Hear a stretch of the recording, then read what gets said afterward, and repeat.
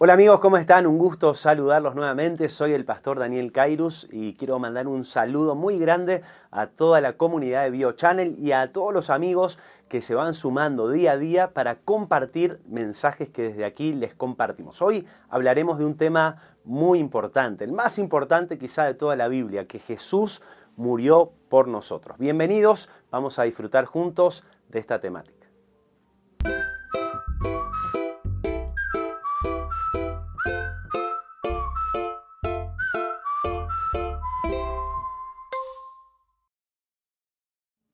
No sé qué te gustaría evitar. A muchos les gustaría seguramente evitar pagar impuestos, pero seguramente la mayoría le gustaría añadir algunos años o quizá vivir para siempre. No sé si es uno de tus sueños el vivir para siempre, pero la realidad es que todos vamos a morir si Jesús no viene antes de nuestro descanso. Y eso es interesante porque tanto los justos como los injustos antes de la venida de Jesús van a recibir la misma paga, que es la muerte. Sin embargo, como hablamos en estos días, la resurrección es tan importante y nos llena de esperanza. La resurrección obviamente tiene lugar gracias a que Dios mismo mandó a su Hijo a morir para darnos ejemplo de vida, para morir por nosotros, para resucitar mostrándonos que eso era así, que era posible, y ascendió al cielo y pronto regresará para resucitar a aquellos que creyeron en Él. De eso se trata lo que vamos a ver hoy. ¿Desde cuándo se efectúa el plan de salvación? ¿Cuándo comenzó? ¿Cómo es que se lleva a cabo? ¿Cuándo fue diseñado por Dios? Son temas que a veces creemos diferentes cosas y hoy vamos a ver lo que dice de manera especial la Biblia. La Biblia habla de que este plan de salvación empezó a diseñarse antes de la fundación de este mundo. Hay un versículo que aparece allí en Hechos, el capítulo 2, el versículo 23. Hechos capítulo 2, el versículo 23. Es un versículo bien interesante para entender lo que vamos a hablar en este repaso especial, en esta reflexión de hoy. Dice, a este, entregado por el determinado consejo y anticipado conocimiento de Dios, prendisteis y matasteis por manos de inicuos, crucificándole. Este versículo quizá no es tan conocido, pero es interesante porque ahí dice, entregado por el determinado consejo y anticipado conocimiento de Dios. Eso quiere decir que Dios tenía conocimiento de esto que iba a pasar. Y por un lado sabemos que el enemigo quería la muerte de Jesús. Por eso estaban los fariseos, instigando a los fariseos para que puedan inducir todo para que Jesús muera. También le decía a la gente, los codiaban y hasta le daban plata para que digan crucifícale, crucifícale. Pero ¿cómo puede ser que Satanás, sabiendo que la cruz iba a ser lo que iba a dar esperanza y vida para nosotros, quería igual que eso pasara? Bueno, ese es el tema más apasionante, que deberíamos todos los días meditar un poquito en eso. Hay un versículo bien interesante en Apocalipsis. Tienes que recordar que Apocalipsis es un libro simbólico, pero Apocalipsis tiene un mensaje especial para nosotros. Dice la palabra de Dios allí, y la adoración, Apocalipsis 13:8, y la adoraron todos los moradores de la tierra, cuyos nombres no estaban escritos en el libro de la vida del Cordero, que fue inmolado desde el principio del mundo. El Cordero que fue inmolado desde el principio del mundo. Si nosotros sabemos que Jesús murió hace 2000 años y nuestro planeta tiene en torno a los 6000 años, ¿cómo puede ser que el Cordero fue inmolado antes de la fundación del mundo? Bueno, sabemos que Apocalipsis, como te decía, es un libro simbólico. Lo que está mostrando también es de forma simbólica. Estaba diciendo que el plan de redención fue establecido antes de la fundación del mundo. Se empieza a llevar a cabo o no se empieza a diseñar en realidad cuando el hombre peca. En realidad ya estaba diseñado y empezó a funcionar. Y cuando el hombre cae a partir de la desobediencia de Adán y Eva, empieza a recibir revelación de aquello que ya estaba establecido. Esto es interesante porque Dios no improvisó.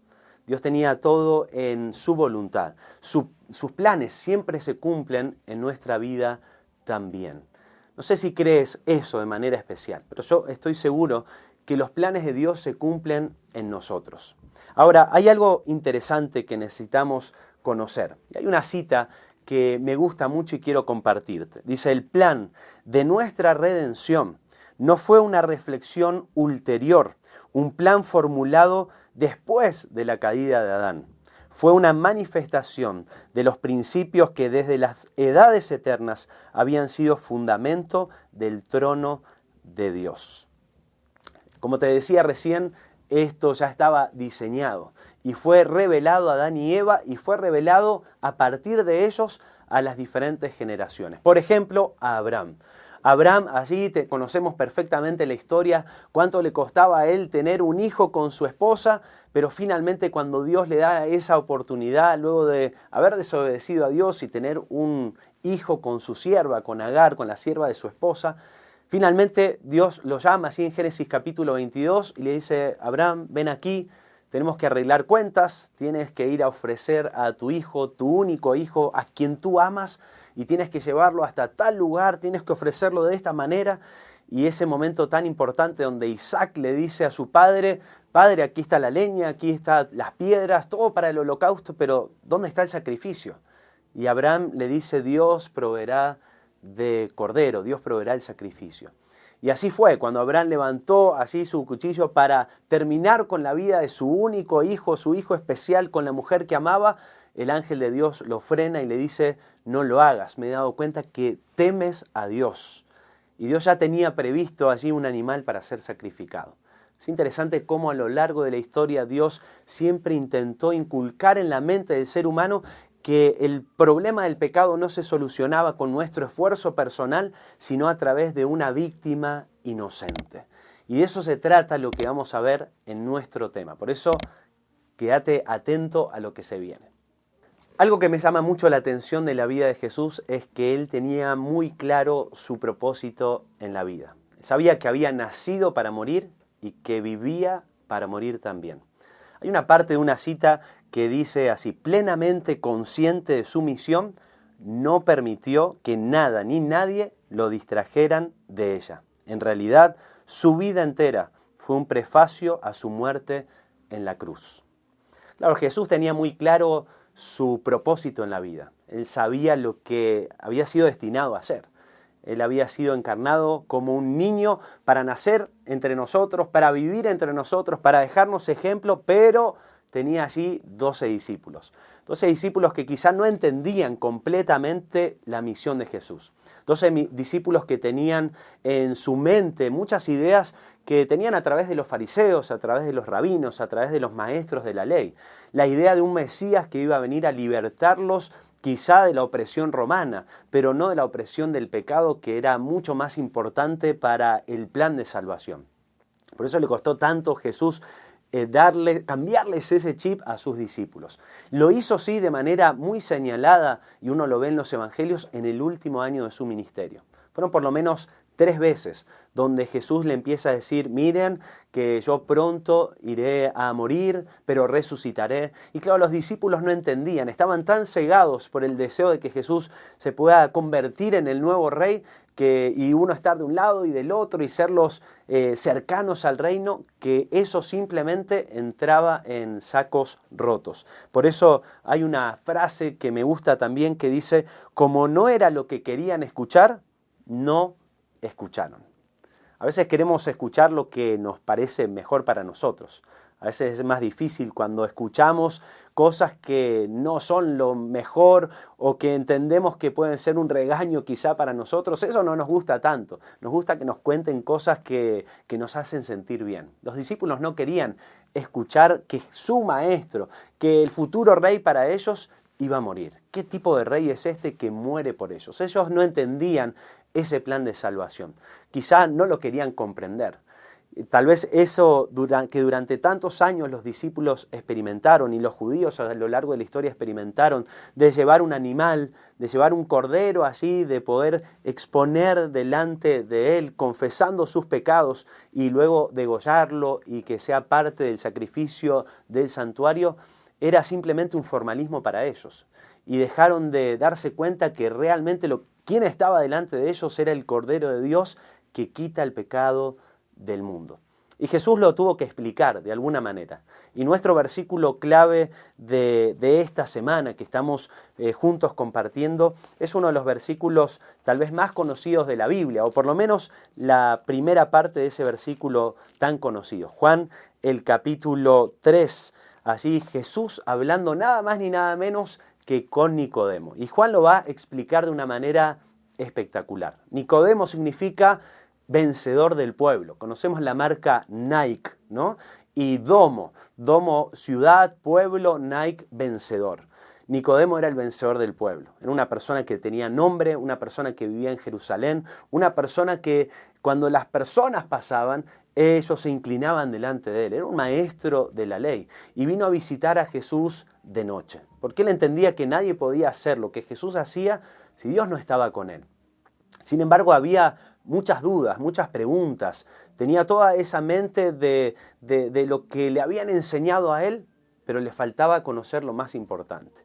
Y entonces Jesús le va a dar una clase magistral en esa noche. Y le va a decir en estas palabras bien interesantes que aparecen allí en el versículo 14 de Juan capítulo 3. Le dice, y como Moisés levantó la serpiente en el desierto, así es necesario que el Hijo del Hombre sea levantado, para que todo aquel que en él cree no se pierda, mas tenga vida eterna. ¿Qué era lo que sabía Nicodemo de esto? Nicodemo sabía que cuando sus antepasados habían estado en la peregrinación por el desierto, fue allí donde simplemente lo que hicieron los israelitas en ese momento fue decirle a Moisés, ¿por qué nos trajiste hasta acá? ¿Por qué no nos dejaste morir en Egipto?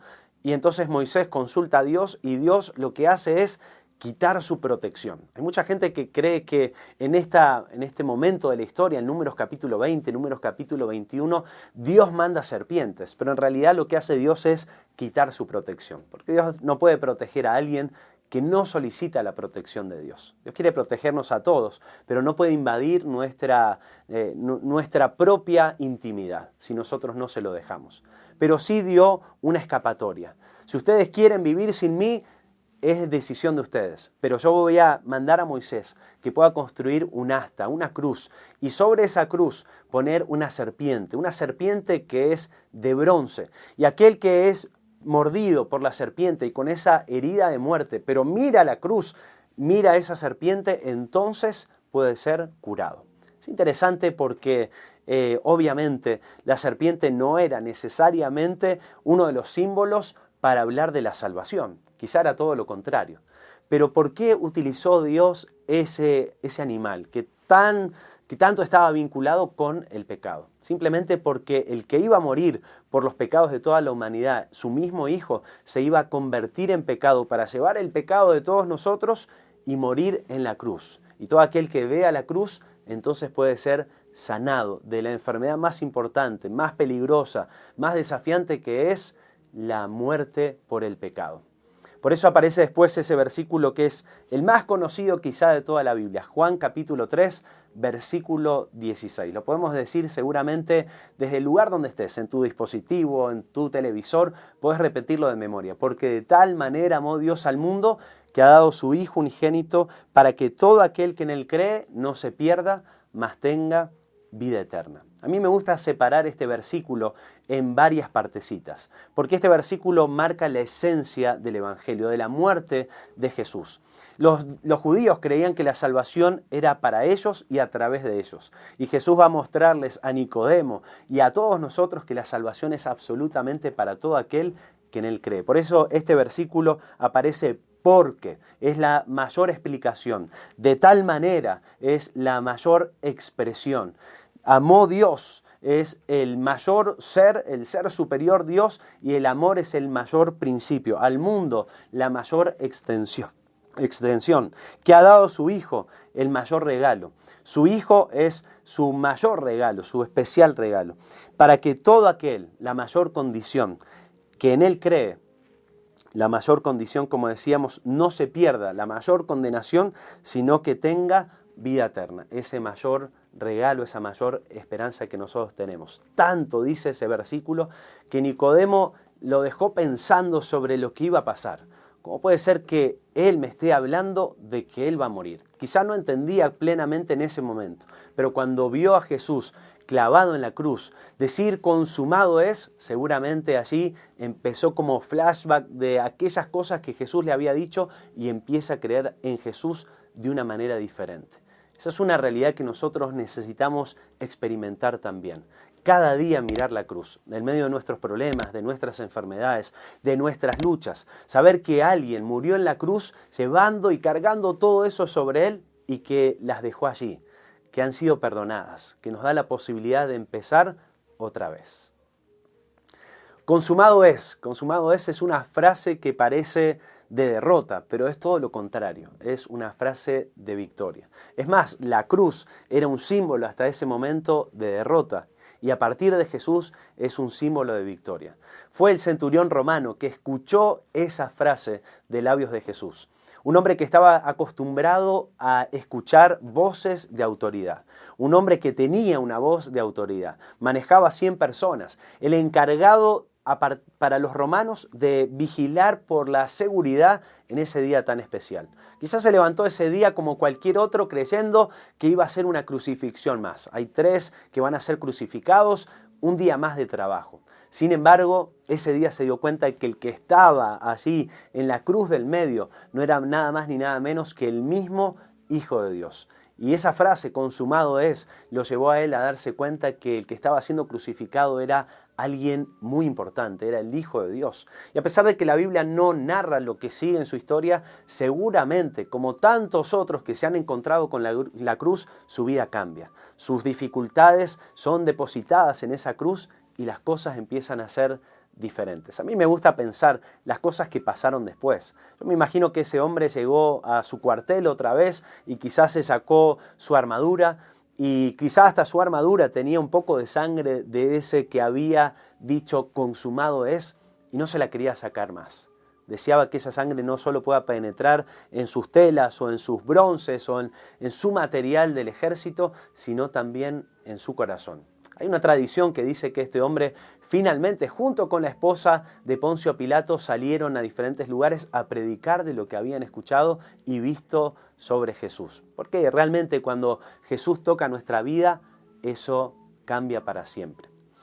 Hay una frase que quiero compartir contigo. Esta frase dice así: ¿podría Cristo haber bajado de la cruz y salvarse a sí mismo? Sí, hubiese podido, pero no quiso hacerlo. Y la frase dice: los escarnecedores estaban entre aquellos por quienes él moría para salvar. Y no podía bajar de la cruz y salvarse a sí mismo, porque no eran los clavos los que lo sujetaban, sino su voluntad para salvarlos. Qué interesante, ¿no? Si hay algo que a los seres humanos y a los hombres también nos da impotencia, es saber que podemos hacer algo, pero estar limitados a no hacerlo. Jesús, que tenía todo el poder en ese momento, claramente podría haber bajado de la cruz y supuestamente ellos iban a creer. Pero sabía que no había atajos para tu salvación y la mía. Las 3 tentaciones de Satanás para con Jesús tuvieron que ver con eso, con atajos que el enemigo quería poner para Jesús para que no llegue a la cruz. El primer atajo, ustedes recuerdan así, convertir las piedras en pan. Ustedes recuerdan que el Mesías iba a dar pan para todos. Incluso Jesús en uno de sus milagros lo hace. Pero Jesús dijo, no, escrito está, no solo de pan vivirá el hombre. Después lo lleva allí al pináculo del templo y le dice, tírate porque está escrito que los ángeles lo van a recoger. Y se sabía que el Mesías iba a aparecer en el pináculo del templo, iba a ser alguien especial. Imagínense qué escena interesante para los líderes religiosos ver que Jesús se tiraba y que finalmente los ángeles lo iban a levantar, pero ese no era el plan de Dios. Jesús tenía que pasar por el sufrimiento para la salvación. Jesús tenía que morir porque Él era el Cordero de Dios que quita el pecado del mundo, el tuyo y el mío. Y qué lindo es que esa palabra, esa frase, consumado es, muestra que realmente nuestro Dios estuvo tan interesado en nosotros que estuvo dispuesto a hacerse como uno de nosotros y no solamente eso, sino que sufrir la peor muerte por nuestra salvación. Ese es el mayor mensaje de todos, que Jesús murió por nosotros. Primera de Juan, el capítulo 1, el versículo 9 dice, si confesamos nuestros pecados, Él es fiel y justo para perdonar nuestros pecados y limpiarnos de toda maldad. Parece una locura el mensaje del Evangelio. De hecho, la Biblia misma dice que para muchos era locura, pero para nosotros que creemos en Jesús es poder de Dios para salvación. ¿Qué representa para ti la muerte de Jesús? ¿Qué representa para ti la cruz? Quizá es algo que vemos en diferentes iglesias, en diferentes lugares. Quizá pasa a ser algo común y ya no llama tanto nuestra atención. Pero cuando uno mira cómo era el sacrificio de los animales en la antigüedad, claramente se da cuenta que no dependía de nosotros el ser perdonados. Necesitamos confesar nuestros pecados y aquel que es justo, aquel que murió por nosotros, puede perdonarnos. No hay animales que puedan realmente tener el perdón de nuestros pecados. Todos esos animales que murieron durante tantos años, lo único que hacían era señalar aquel verdadero sacrificio. Si Jesús no moría, todos esos sacrificios anteriores no tenían ningún sentido. Por eso la muerte de Jesús es algo que marca un antes y un después en la vida humana. Nosotros vivimos en el 2022 después de Cristo, porque su muerte hizo que la era se pueda dividir, que nosotros podamos tener un antes y un después, no solo de su nacimiento, no solo de su vida, sino especialmente de su muerte. Cuando uno analiza las profecías bíblicas y, por ejemplo, las 70 semanas de Daniel, se da cuenta de la importancia de la cruz desde tantos años antes. Dios siempre quiso marcar esa diferencia, de que el sacrificio que Dios mismo iba a ofrecer por nosotros era garantía suficiente. Dios se iba a ofrecer a través de su Hijo una sola vez y para siempre. Su muerte iba a marcar lo más importante para el ser humano. No había otra posibilidad, no había otra persona, no había otro animal que pueda pagar el precio que fue pagado por nosotros. Hay una frase bien interesante, bien especial que dice: la eternidad nunca podrá comprender la profundidad del amor revelado en la cruz del Calvario. Fue allí donde el amor infinito de Cristo y el egoísmo ilimitado de Satanás se enfrentaron cara a cara. Es interesante porque Jesús estuvo dispuesto a morir por nosotros. Fue en el Getsemaní donde Él sufrió y tuvo gotas, no solo de sudor, sino hasta de sangre, donde Él entendió en ese momento que estaba a horas de dar la vida por aquellos que venían a juzgarlo, aquellos que venían a matarlo, aquellos que lo iban a escupir, aquellos que no entendían, después de haber estado 3 años y medio compartiendo con Jesús, quién era realmente Él. Estaban crucificando al mismo Dios. Pero ese paso, esa cruz, esa muerte, era necesaria para nuestra salvación. Esa cruz marca un inicio en nuestra vida también. Cada vez que nosotros miramos esa cruz empieza a hacer cambios seguramente en nuestra vida. Lo hizo en Nicodemo, lo hizo en el centurión romano y seguramente también Dios quiere que lo haga en tu propia existencia. Qué lindo es saber que esa cruz no fue el final de todo esto, que la cruz no fue el cierre del plan de salvación. El plan de salvación se extiende a partir de la cruz. Era un eje central, pero después de la cruz venía allí ese momento de sepultura, venía ese momento de resurrección, venía ese momento cuando sus discípulos empezaron a recordar esas veces que Jesús les había dicho: voy a morir, pero voy a resucitar. Tranquilos, esto es parte del plan de salvación y ustedes tienen que entenderlo para compartirlo con los demás. Qué lindo es saber que Jesús mismo resucitó y quiso acercarse a sus discípulos. Y no lo hizo un día ni 2, sino 40 días. Pasó tiempo con ellos, pero le dijo: es necesario que me vaya, porque va a venir otro Consolador, el Espíritu Santo, que les va a dar a ustedes el poder para predicar este Evangelio a toda tribu, a toda nación. Esto tiene que ser compartido con todos. No queda solo para los judíos, esto queda para los colombianos, para los dominicanos, para los de México, para los de Argentina, para todos aquellos que nos están mirando de diferentes países. Esto es para todos. No solo está limitado a una parte geográfica, no está limitado por tu clase social. Esto es para todos aquellos que creen en Jesús, en esa muerte, en esa resurrección, en esa ascensión y en esa pronta venida de Jesús. ¿Crees en esto? Quiero invitarte a que lo puedas hacer y a saber que la resurrección es efectiva también para nosotros porque alguien ya lo hizo por nosotros, porque alguien pagó el precio por tu pecado y por el mío. Y si tenemos al Hijo, si tenemos a Jesús, lo tenemos absolutamente todo. Ese es el mensaje más lindo del Evangelio, porque de tal manera amó Dios al mundo, que dio a su Hijo unigénito, para que todo aquel que en él crea no se pierda, mas tenga vida eterna. Dios sigue teniendo misericordia de nosotros. Dios quiere que muy pronto su Hijo pueda venir a intervenir, no como en la primera vez, sino ahora la segunda vez. La primera vez fue para aquellos que necesitaban conocer este Evangelio y conocer el plan de salvación y verlo cara a cara. Pero la segunda vez vendrá para aquellos que lo esperan.